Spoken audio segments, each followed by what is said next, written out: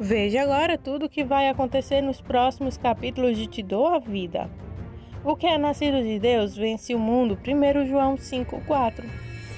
Os abraços de hoje vai para Zulmira Boss, que nos acompanha lá de Piracicaba, para Elma Rodrigues da Silva, que mora lá no Ceará, em Quixada, Maria Amélia, Delza Emília de Souza, Zulmira Bosses, para Aline Pitt e também para Eva de Fátima Soares dos Santos, que nos acompanha lá de Goiânia, Goiás.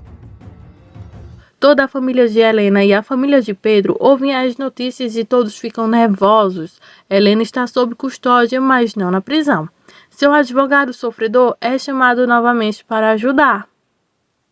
Pedro consegue falar com uma senhora no quartel de polícia, contando-lhe por fim toda a história da novela implausível dele, Helena, Nicolas e Ernesto. A mulher, para seu crédito, escuta pensativa. Aparentemente algo pega ela porque ela permite que Helena seja libertada, embora a ordem de restrição ainda esteja ativa. Pedro consegue visitar Helena em sua cela e eles abraçam e conversam sobre toda a sua situação. O Nelson não sabe onde o Pedro está e precisa dele para algo relacionado com um concurso de automóveis. Pedro acabou de sair e não atende o telefone. Ele também não atende o telefone por causa de Gina. Quando Gina descobre que Pedro estava faltando ao trabalho porque estava tentando ajudar Helena e Nicolas, ela fica fariscaísca e não dá ouvidos a ninguém. Pedro volta até a garagem para explicar tudo e dizer que precisaria estar lá porque ele é o pai de Nicolas e isso dizia respeito ao bem-estar do menino. Nelson entende, mas Gina se recusa e discute o assunto. Ela então está tão indignada que quer ir embora imediatamente. Domingos quer caminhar com ela e tentar acalmar as coisas e pede um táxi para ela. Ao longo do episódio, Gina fica super chateada porque Nicolas faz parte da vida de Pedro. Mônica e a outra secretária do escritório estão bisbilhotando então os e-mails de Ernesto e encontram algumas evidências úteis. Eles veem o mesmo nome que Ernesto usou quando tentou exterminar Jimmy no hospital, embora, é claro, Mônica não saiba disso. Mais tarde, no mesmo episódio, Horácio diz à família que eles encontraram algo útil que acaba com Ernesto. Irene está lá para ouvir tudo isso. Gina está tão indignada e age como vítima de Pedro ajudando Helena. Nelson a reprova por sua atitude, especialmente considerando as coisas tácitas de seu bebê não ser de Pedro, mas ela não se mexe. Então, ela também se mostrou insensível sobre a situação de Nicolas. Ela obviamente não dá a mínima para o garoto. Nelson olha para ela com nojo. Irene diz à família que acha que pode visitar Nicolas em casa. Ela acredita que Ernesto vai permitir que ela vá. Helena fica emocionada e conta a ela alguns detalhes para ajudar nos cuidados do menino. Todo mundo pensa que isso é a melhor coisa que já existiu, considerando as circunstâncias, se eles soubessem. Andrea, depois de algumas hesitações sobre o quão errada ela estava sobre aquele idiota de Ernesto, incluindo um pouco de classismo e insensibilidade, dá as boas-vindas a Helena em sua casa. Nicolas está dormindo e ouve então vozes rindo e se divertindo, incluindo uma voz feminina.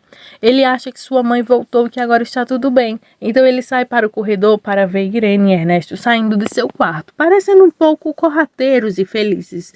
Os dois ainda estão vestidos, no entanto. Irene vai até o quarto de Nicolas para abraçá-lo e confortá-lo. Ele diz a ela que Pedro não é seu amigo. Irene presumiu que sim, mas Nicolas disse que seu pai lhe disse que não. Nicolas está chateado porque seus pais não se amam mais. Irene, em sua ilusão, diz que seu pai está apaixonado por outra pessoa, ou seja, ela. E Nicolas diz que não quer que seu pai esteja com outra pessoa, ele só quer que os pais fiquem juntos. Irene pergunta se Nicolas gostaria que ela ficasse em casa para lhe fazer companhia, já que sua mãe não poderia estar lá. Ele quer isso? De volta à casa de Ernesto, Irene diz a Ernesto que demorou um pouco para fazer Nicolas dormir, mas diz que essa espera valerá a pena. Ela salta sobre ele e o arrasta para a cama. Ele primeiro resiste, mas apenas por alguns segundos. Eles logo estão rasgando as roupas um do outro e não são nada românticos enquanto ficam ocupados. Mais tarde, Pedro vai à casa de Nelson para levar a Gina para casa. Eles podem conversar com calma lá, Mas não, ela quer que ele se desligue totalmente de Helena. Ele não discute muito e vai embora. Pedro saiu imediatamente do trabalho para confrontar Gina sobre o bilhete de Jimmy, revelando tudo. Mônica explicou que ela e Maricruz encontraram nos e-mails de Ernesto. Aquele Adolfo Novo, contador empregado em outro lugar, o ajudava a fazer a contabilidade. Envolvia um endereço de e-mail falso, mas antes que Mônica pudesse explicar o resto, eles ouviram Ernesto gritando no corredor. Saíram e viram que os auditores independentes que Horácio mandou chamar estavam lá e que Ernesto tentava impedir que olhasse para o financeiro da empresa. Horácio disse a Ernesto a queima-roupa que o contratou para auditar todas as transações, inclusive as dele, para esclarecer as acusações. Ernesto tentou ameaçá-lo em vão. Horácio convocou os auditores, pediu a Ernesto alguns dias de folga e desejou-lhe um bom dia maravilhoso, desejando então que o traidor de boca aberta morra como um peixe recém-pescado. Ernesto entrou no escritório de Horácio, insistindo que essa auditoria e o fechamento forem estúpidos. Horácio se manteve firme, afirmando que nenhum negócio seria realizado antes que seu nome fosse apagado. Além disso, que os documentos eram falsos. Ele, Ernesto, não tiraria nada disso e acabaria na prisão. Ernesto tentou rir e disse: "Olha o que você está dizendo, é você quem vai acabar na prisão." Horácio então lhe disse: "Você não é ninguém, sem mim, apenas um mendigo sem prestígio." Claro, Ernesto ameaçou que Horácio não perdesse apenas o cargo profissional, mas também a família, a começar por Helena e Nicolas. Horácio o acusou de covardia por usar Helena e Nicolas como armas. "Todo esse tempo pensei que você fosse um pai exemplar, mas não, você é um lixo. A hora em que você se casou com minha filha foi amaldiçoada e vou me arrepender pelo resto da vida de ter feito você. Então parte de minha companhia. Saia, saia daqui." Ele apontou para a porta. "Você vai perder", disse Ernesto. "Você é um lixo", Horácio repetiu. "Um porco. Saia, imbecil." Pedro foi ao escritório de Gina e ela ficou estupidamente feliz quando a recepcionista o anunciou. Ela se envaideceu e ele entrou e fechou a porta dizendo: "Quero que você me explique isso." Ele então entregou a ela o bilhete de Jimmy. "Esperamos que seja uma xerox, viu? Porque ela pode rasgar isso." Então, ela o tirou de um envelope e leu. "O que você tem a me dizer?" ele pergunta. Ela disse que não tinha ideia de que o marido de Helena comprou o tapete de Jimmy ou que ele fez isso com ela.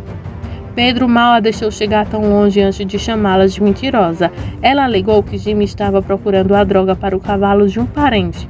Ela jurou isso e quando descobriu a verdade era tarde demais. Então, Pedro lembrou com quem essa informação poderia comprovar a causa do acidente com Nicolas no carro em que Ernesto usou para marcar Helena de viciada para conseguir a custódia de Nicolas. "E você calou a boca. Você não disse nada. Eu nunca vou te perdoar por isso. Nunca."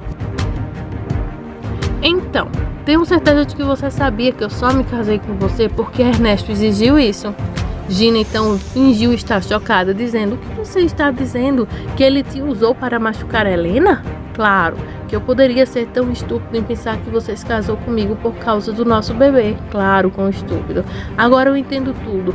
Saia daqui." Ela apontou para a porta. "Saia, por favor, eu não quero mais ver você."